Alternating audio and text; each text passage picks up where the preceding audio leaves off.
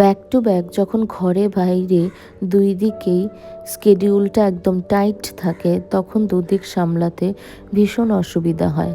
আজকাল খুব এই কারি পাতাটা খাচ্ছি, সবজিতে হোক, যে কোনো কিছুতে হোক, পোহাতে হোক। একটু পরে আবার বেরোবো জিমে, তাই মর্নিং ব্রেকফাস্টটা বানিয়ে রাখছি, কারণ জিম থেকে এসে আর সময় পাওয়া যায় না, এবং জিমের পরেও আমার কিছু কাজকর্ম রয়েছে, তার জন্য আমি সবটা আগে থেকে তৈরি করে রেখে গেলাম। জিম থেকে বেরিয়ে আমার কিছু কেনাকাটি ছিল, সেই সমস্ত কিছু কিনে আমি বাড়ি ফিরে ফ্রেশ হয়ে লেগে পড়েছি আমার কাজে, আমার প্রফেশনে।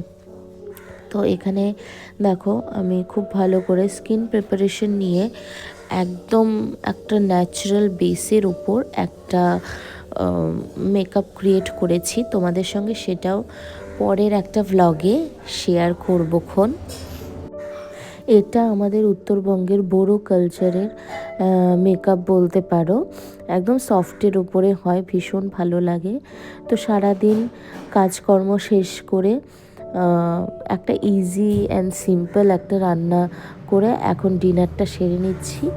এই তো ছিল আমার ভ্লগ। তোমরা জানিও আমার ভ্লগ তোমাদের কেমন লাগছে।